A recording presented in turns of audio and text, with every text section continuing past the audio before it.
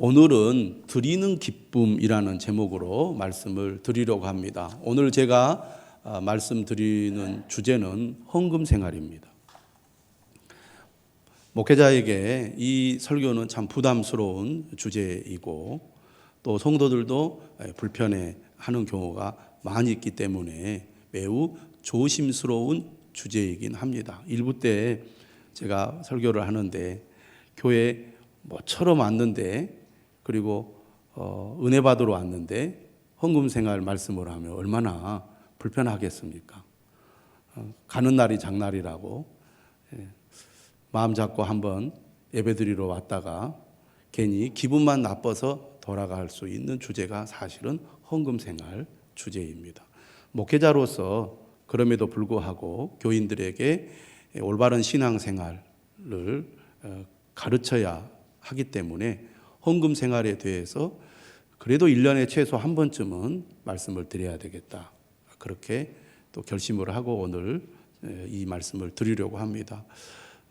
정기적으로 헌금 생활에 대해서 말씀을 해야 되는데 저도 부담이 되고 교인들도 불편해하고 피하고 싶은 주제이기도 하기 때문에 늘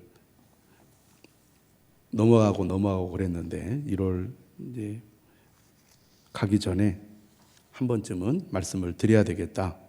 그렇게 생각을 하고 오늘 드리는 기쁨, 헌금 생활에 대해서 말씀을 드리려고 합니다. 하다 보니까 뒤죽박죽 정신이 그냥 산란해서 어디로 가는지 잘 모르게 설교가 진행이 되었다 이런 느낌을 1부 때 받았는데요. 2부 때 여러분들이 말씀을 잘 들어주시기를 바랍니다. 할렐루야. 자, 돈은 우리가 살아가는데 매우 중요하죠. 현대 사회에서 돈이 없으면 사실 생존이 불가능합니다. 우리나라가 그만큼 좋아졌다는 것이죠. 물론 사각지대도 있고 어려움 가운데 죽어가는 분들도 있지만 복지 제도가 그래도 잘 되어 있기 때문에 어려운 사람들이 국가의 보호 아래서 생존을 합니다. 국가가 어느 정도 경제적 지원을 해주기 때문에 살아가는 거죠. 만약 그런 제도나 그런 시스템이 없다면 우리는 돈이 없으면 바로 얼마 살지 못하고 죽을 수밖에 없습니다. 그만큼 현대 사회에서 돈은 절대적으로 필요한 것이라고 하겠습니다. 여러분, 우리가 원하는 것을 얻으려면 돈이 꼭 필요하죠. 또 풍요로운 삶을 사는데 돈의 중요성은 뭐 더할 나위 없다고 하겠습니다. 성인이 되어서 사람들은 대부분의 시간을 무엇을 하는데 보냅니까? 돈을 버는데 보냅니다. 여러분, 자녀들을 잘 가르치려는 이유가 어디에 있습니까? 우리 자녀가 돈을 잘 벌어 안정된 삶을 살기를 바라기 때문입니다. 그만큼 돈의 영향력은 큽니다. 사람들은 이 사실을 잘 알기 때문에 돈을 매우 소중하게 여기죠. 그리고 돈에 민감할 수밖에 없습니다. 경제 개념을 어렸을 때부터 잘 가지고 있어야 현명하고 지혜로운 삶을 살 수가 있습니다. 돈을 우리가 무시하거나 또 함부로 대하거나 또 잘 모른다면 잘 살아가기가 어렵겠죠. 그만큼 민감한 것이 바로 돈이라고 할 수 있습니다. 다음 주면 우리가 설인데 설이 되면 덕담을 합니다. 새해 복 많이 받으세요. 근데 그 덕담 가운데 우리가 많이 하는 말 중에 하나가 돈 많이 버세요, 부자 되세요라는 덕담입니다. 태진아라는 가수가 노래 부르러 나와서 큰 소리로 사람들에게 외치는 덕담이 있습니다. 여러분 모두 부자 되세요. 그러면 사람들이 다 좋아합니다. 싫어하는 사람이 어디 있겠습니까? 영적인 진리를 가르치는 교회에서 돈 얘기를 하면 불편하게 생각하는 사람들이 많이 있습니다. 그러면서도 교회에 나와서 예배하고 기도하면서 어떤 간구를 합니까? 하나님, 우리 가정에 필요를 공급해 주시고 물질의 복을 주시기를 원합니다. 하나님이 정말 내 삶에 복을 주셔서 경제적으로 안정된 삶을 살아가기를 바라는 것이 우리 모두의 마음이라고 하겠습니다. 성경은 의외로 돈에 대한 말씀이 많습니다. 이런 걸 또 연구하는 사람들이 조사를 해보니까 성경에 돈에 관한 말씀이 2000번 이상 되더라는 겁니다. 영적인 진리를 가르치고 영적인 삶을 강조하는 성경 말씀에 돈에 관한 기록이 많다는 것이 이상하게 보일 수 있습니다. 하지만 곰곰이 생각해 보면 영적인 삶과 돈에 대한 태도는 결코 분리될 수 없다는 것을 알 수가 있습니다. 사람들은 이렇게 말하는 경우도 있습니다. 교회가 돈을 너무 밝힌다고. 여러분, 하나님의 나라를 위한 일에 돈은 필요합니다. 공동체가 활동을 하기 위해 돈은 반드시 필요하죠. 이건 상식입니다.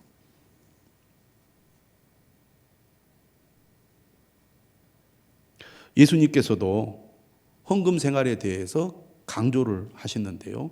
유명한 산상수훈에 보면 이런 말씀이 있습니다. 마태복음 6장 19절에 너희를 위하여 보물을 땅에 쌓아두지 말라. 거기는 좀과 동록이 해하며 도둑이 구멍을 뚫고 도둑질하느니라.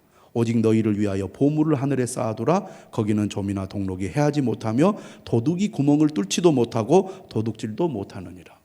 자, 보물을 땅에 쌓아두지 말고 하늘에 쌓아두라는 말씀은 물론 폭넓은 의미의 말씀이지만 좁게 우리가 이 말씀을 적용해 보면 헌금 생활에 관한 말씀입니다. 너희를 위하여 보물을 하늘에 쌓아두라는 것은 하나님의 나라를 위해서 너희의 재물을 사용하라는 얘기입니다. 그것의 가장 기본이 헌금 생활이죠. 그런데 예수님의 이 말씀 앞에 어떤 표현이 들어가 있냐면 너희를 위하여라는 표현이 들어 있습니다.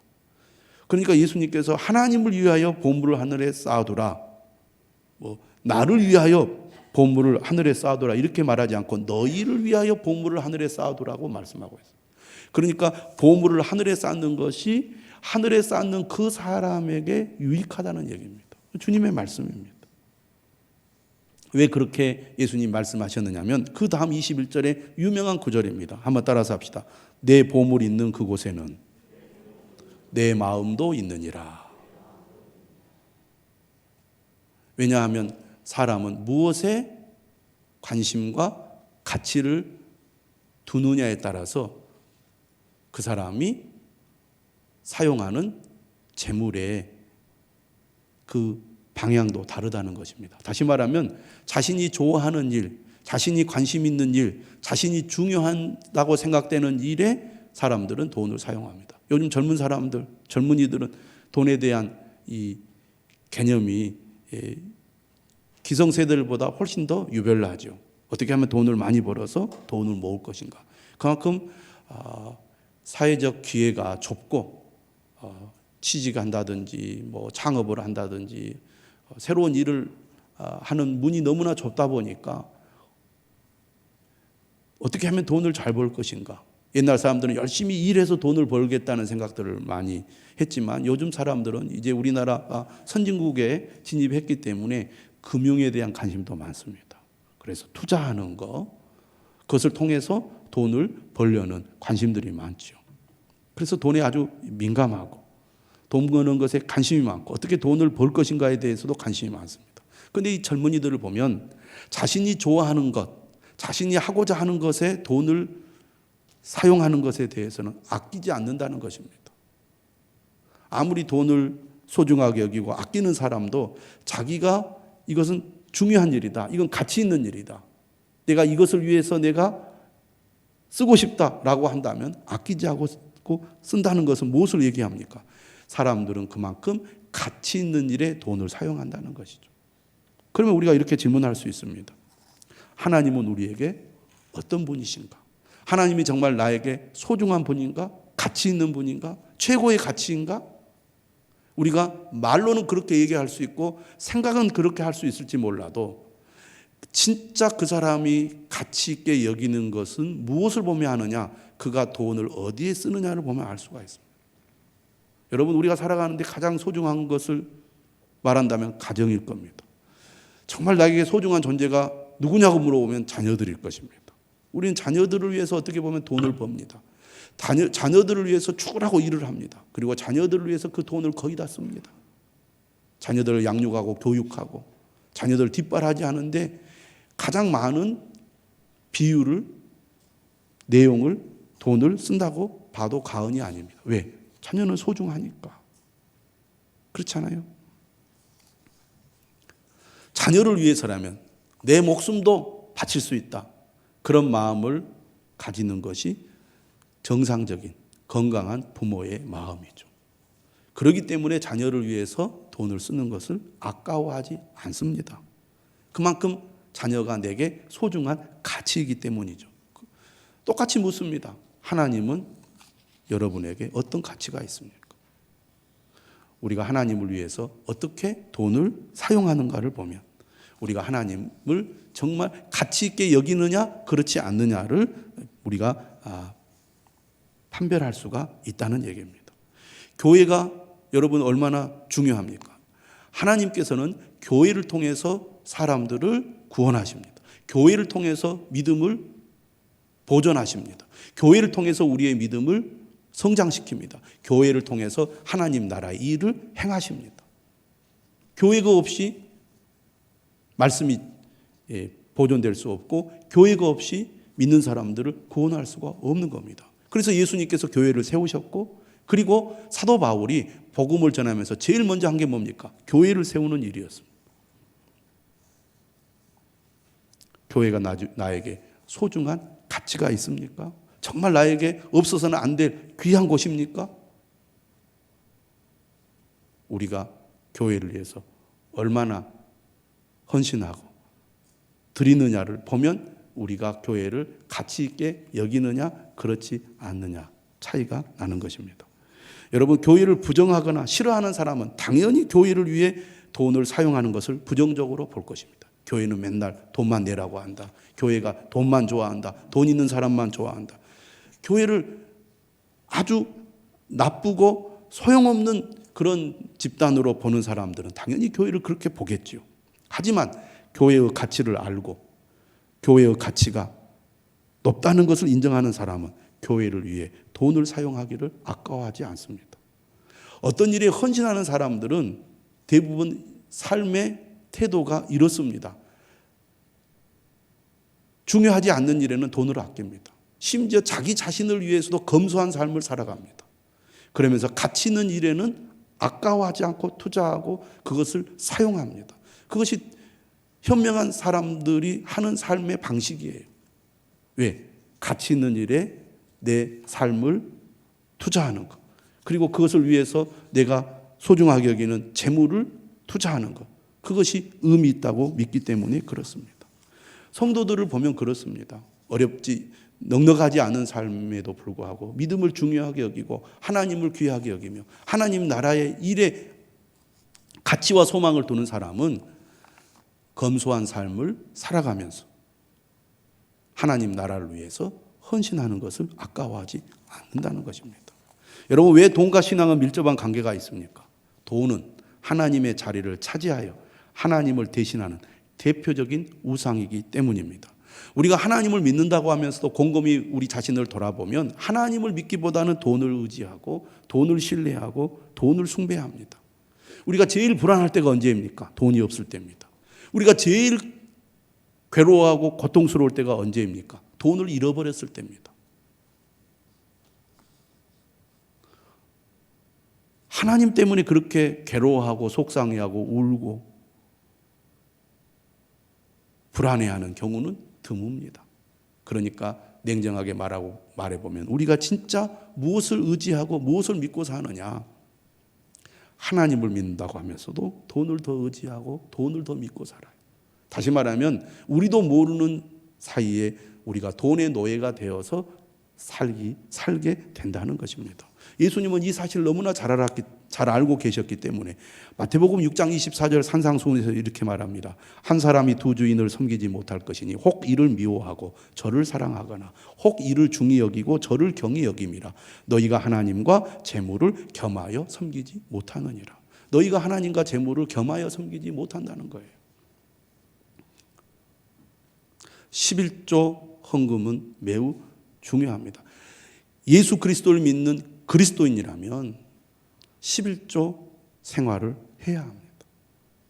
왜냐하면 그것은 하나님의 주인 되심을 인정하는 믿음이기 때문입니다. 하나님이 내 삶의 주인이십니까? 그러면 그것을 우리가 삶으로 인정하고 삶으로 고백해야 됩니다. 그것이 11조 헌금입니다. 여러분, 우리는 주의를 지키는 것을 매우 중요하게 여기죠. 왜 그렇습니까? 시간의 주인이 하나님이시기 때문입니다. 마찬가지로 우리 모든 소득의 주인, 내 소유의 주인이 하나님이심을 인정하는 믿음이 11조입니다. 11조는 우리가 잘 알다시피 소득의 10분의 1을 드리는 것입니다. 적은 액수가 아니죠. 그런데 우리가 이 믿음을 가지고 신앙생활하는 이유가 어디에 있습니까? 11조를 드린다는 것은 10분의 1만 하나님의 것이라는 말이 아닙니다. 내 소득의 모든 것이 하나님의 것이라는 겁니다. 왜 하나님의 것입니까? 내가 열심히 일해서 벌었는데. 이렇게 여러분들이 말할 수 있습니다. 그러나 여러분, 하나님이 우리에게 생명 주셨습니다. 건강 주셨습니다. 우리에게 지혜도 주시고 능력도 주시고 기회도 주셨습니다. 여러분, 하나님께서 하나씩 뺏어간다고 생각해 보세요. 그러면 우리가 벌 수 있는 모든 기회를 다 놓쳐버릴 것입니다. 여러분, 내일이라도 하나님이 우리의 생명을 거둬 가신다면 우리가 살 수 있겠습니까? 건강 주셔서, 생명 주셔서, 기회 주셔서, 지혜 주셔서 우리가 일하는 것입니다. 하나님의 것을 가지고, 하나님의 자원을 가지고 우리가 일했기 때문에 얻은 것이기 때문에 모든 것은 하나님의 소유라는 것입니다. 그렇다면 우리가 말로만 하나님이 나의 주인이십니다, 이런 고백으로 머물러서는 안 되겠습니다. 모든 것의 주인은 하나님이라는 고백으로, 그 대표적 성격으로 10분의 1을 드리는 겁니다. 10분의 1을 드리면서 우리는 모든 것이 하나님의 것입니다. 하나님의 은혜로 한 달 동안 살았습니다. 감사합니다. 하나님의 주인 되심을 인정하고 살겠습니다. 재물을 의존하지 않고 하나님만 믿고 의지하겠습니다. 그 믿음으로 드리는 것이 11조입니다. 어떤 사람은 이렇게 말합니다. 11조는 구약의 율법이기 때문에 우리가 예수 그리스도를 믿는 사람들이 꼭 드려야 합니까? 이렇게 말하는 분들이 있습니다. 그런 말 들으면 귀가 솔깃하죠. 그래, 그렇지 않아도 부담스러웠는데 맞지 않느냐, 이렇게 생각하는 사람들이 있는데, 이건 예수님의 말씀을 오해하는 겁니다. 여러분, 기본적으로 구약과 신약은 하나님의 말씀입니다. 구약과 신약은 서로 연결되어 있습니다. 구약의 말씀은 안 지켜도 되고 신약의 말씀만 지켜도 된다, 이것은 성경을 잘못 이해하는 것입니다. 그리고 성경의 전체적인 흐름이나 정신을 잘못 알고 오해하는 것입니다. 그러면 예수님께서 11조에 대해서 전혀 언급을 안 했느냐? 아닙니다. 마태복음 11장 42절에서 이렇게 말씀하셨어요. 화 있을진저 너희 바리새인이여, 너희가 박하와 운양과 모든 채소의 11조는 들이되 공의와 하나님께 대한 사랑은 버리는도다. 그러나 이것도 행하고 저것도 버리지 말아야 할지니라. 이것도 행하고 저것도 버리지 말아야 할지니라. 다시 말하면 11조를 드리는 것과 공의와 하나님께 대한 사랑을 드리는 것, 두 가지 다 해야 된다는 말씀입니다. 오히려 예수님은 11조보다 어떤 말씀을 더 많이 하셨느냐? 누가복음 14장 28절에 보면 제자가 되는 길에 대해서 예수님이 이렇게 말씀하셨어요. 너희 중에 누가 망대를 세우고자 할진대 자기의 가진 것이 준공하기까지에 족할는지 먼저 앉아 그 비용을 계산하지 아니하겠느냐? 건물을 지을 때 내가 그 건물을 끝까지 지을 수 있는 예산이 있는지를 우리가 계산한 다음에 건물을 지어야 되잖아요. 마찬가지로 예수님의 제자가 되는 것이 무엇인지를 분명히 알고 제자가 되기로 선택하라, 이런 말씀을 하시면서 33절에 하신 말씀입니다. 이와 같이 너희 중에 누구든지 자기의 모든 소유를 버리지 아니하면 능히 내 제자가 되지 못하리라. 여러분, 부자 청년을 향해서도 예수님이 너에게 한 가지 부족한 것이 있다, 네 재산을 가난한 자들에게 다 주고 나를 따르라, 그렇게 말씀하잖아요. 예수님을 따르는 제자들도 다 버리고 주님을 따랐습니다. 그러면 주님이 책임져 주신다는 겁니다. 여러분, 우리가 일하는 목적, 돈을 버는 목적, 믿는 사람들은 하나님의 영광을 위하여 돈을 벌겠다는 목적을 가져야 된다는 것이죠. 그리고 주님을 위해서 우리가 사용하는 것입니다. 미국의 그리스도인들은 그래서 세상을 떠날 때 유산을 교회나 사회에 환원하고 갑니다. 우리가 열심히 하나님 복 주셔서 잘 먹고 잘 살았으니까 이건 다시 돌려드리는 것이 맞다는 거죠. 그러한 유산, 재산을 모아서 가난한 나라에 복음 전하고 선교하면서 교회도 짓고 학교도 짓고 여러 가지 교회 단체도 세우고, 한국 교회가 1980년대 초까지도 그런 혜택을 미국 교회로부터 받았습니다. 우리 그리스도인들도 그런 정신을 가지고 우리가 열심히 하나님의 뜻에 맞게 돈을 잘 관리하고 돈을 잘 사용하고 결국 하나님의 영광을 위해서 다 드리겠다 이런 마음을 가지면 우리가 훨씬 편안한 마음으로 살아갈 수가 있습니다. 돈의 노예로부터 자유하는 그런 복을 누리게 된다는 것입니다. 그러면 그렇게 살면 굶어 죽습니까? 삶이 피폐해집니까? 아닙니다. 많은 믿음의 사람들이 말씀대로 살았더니 오히려 하나님께서 내게 자유를 주시고 또 내게 필요를 공급해 주시고 내 삶을 인도해 주시는 것을 경험했다고 말합니다. 11조 생활은 하나님을 나의 삶의 주인으로 인정하는 삶입니다. 또한 그러한 믿음은 우리로 하여금 주님을 더욱 사랑하게 만듭니다. 여러분, 잘 믿는다는 것은 무엇을 말합니까?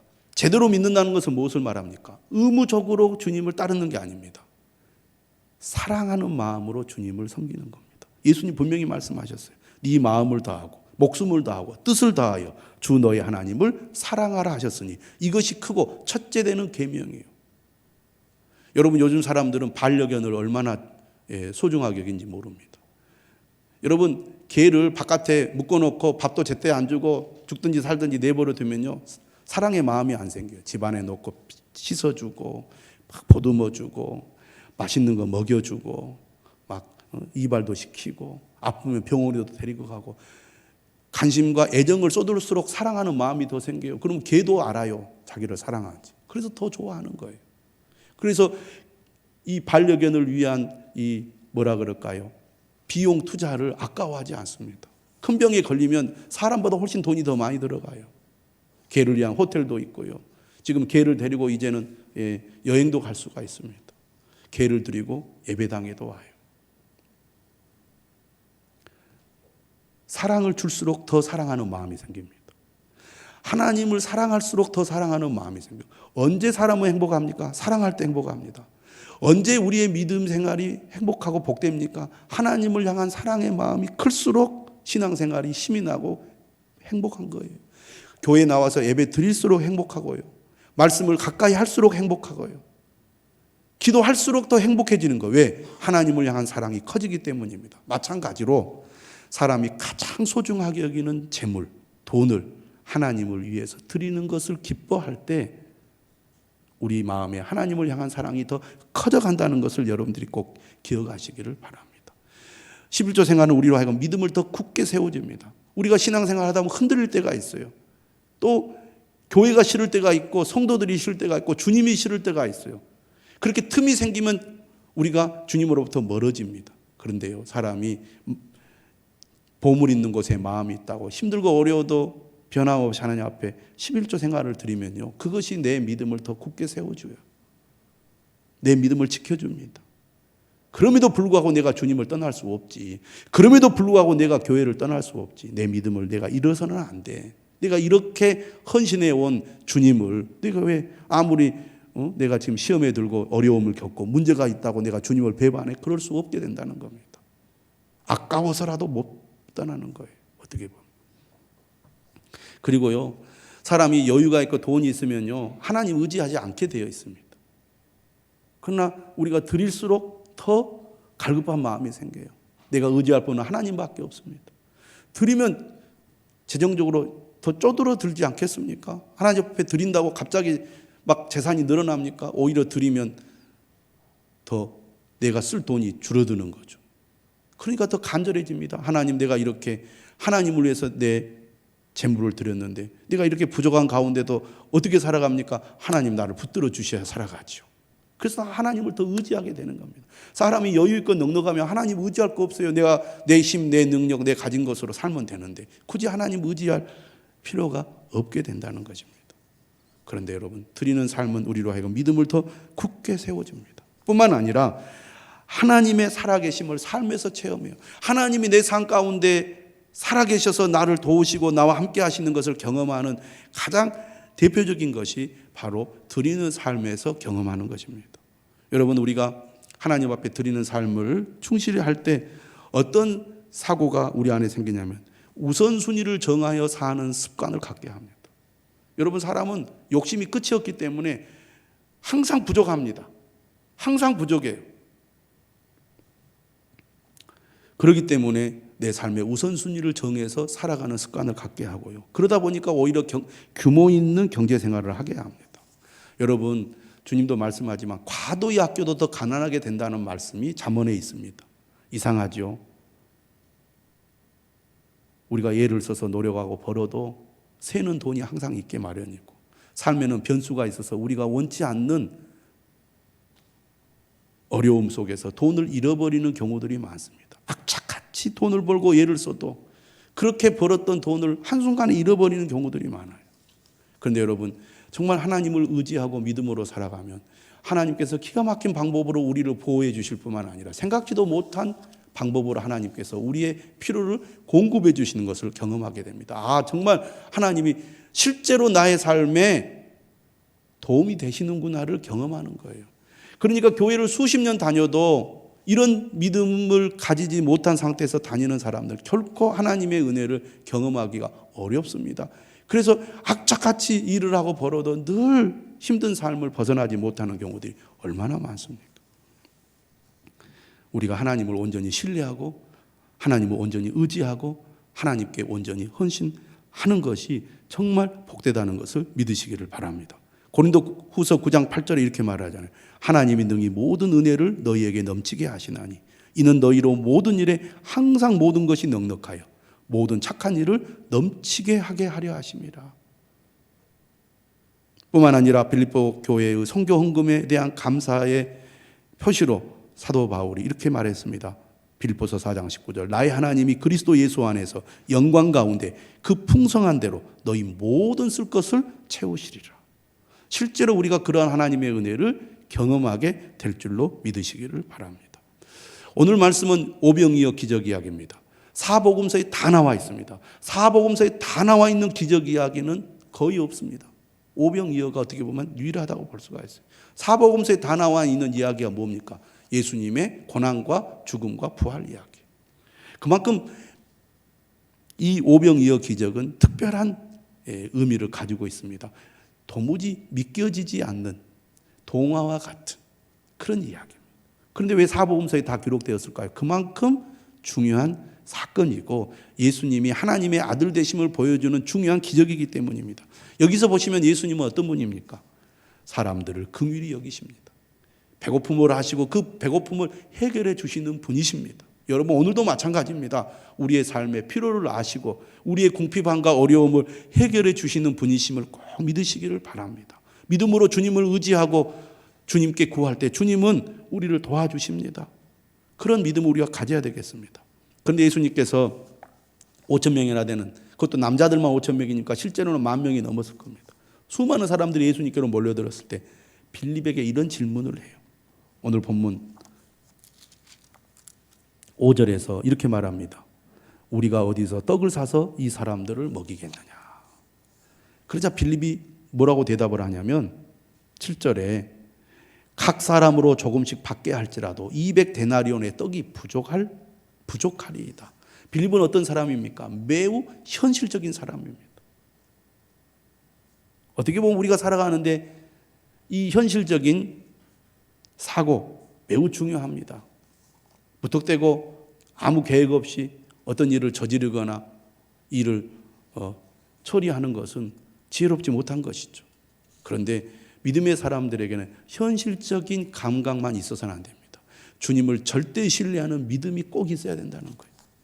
예수님께서 빌립이 어떻게 하실지를 알고 이 시험을 했어요. 이때 안드레가 보리떡 5개와 물고기 2마리를 가지고 예수님께 옵니다. 그러니까 예수님께서 이 말씀하셨을 때 누구에게 먹을 것이 있는지를 찾았던 것 같아요.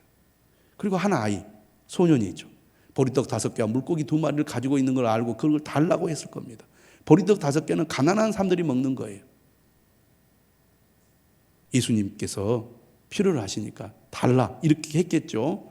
아마 그 소년은 머리가 복잡했을 겁니다. 이건 내가 먹어야 되는데. 근데 예수님이 달라고 하니까 어쩔 수 없이 줬을지 기쁨으로 줬을지 모르지만 예수님께 그것을 갖다 드렸습니다. 그리고 그것을 가지고 예수님은 무려 5,000명이나 먹이고 그리고 광주리 12광주리에 그 떡 조각을 남겼습니다. 이 결과를 소년은 알았겠죠. 소년은 어떤 생각을 했을까요?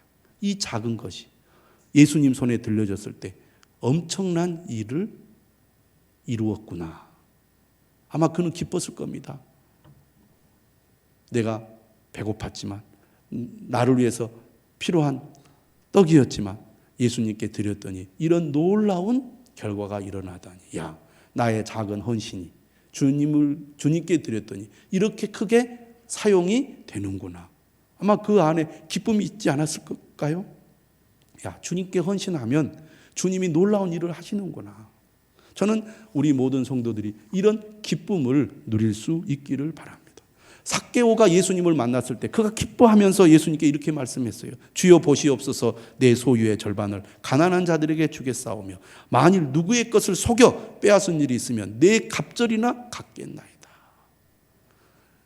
이 집에 구원이 임했다고 예수님 말씀하셨습니다. 여러분, 우리도 정말 주님을 사랑하고 주님의 은혜를 깨달아 기쁨으로 하나님 앞에 드리는 사람 되어야 되지 않겠습니까? 고린도후서 8장에 보면 마게도냐 교회들에 대해서 사도 바울이 이렇게 고린도 교회 성도들에게 소개를 하죠.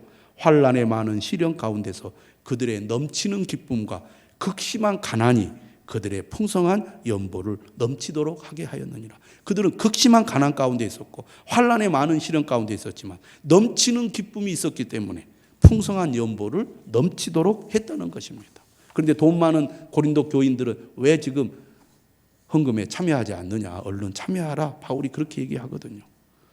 여러분, 하나님은 우리를 사랑하십니다. 그래서 우리와 함께 하십니다. 우리를 인도해 주십니다. 우리를 반드시 도와주실 것입니다. 우리의 필요를 공급해 주실 것입니다.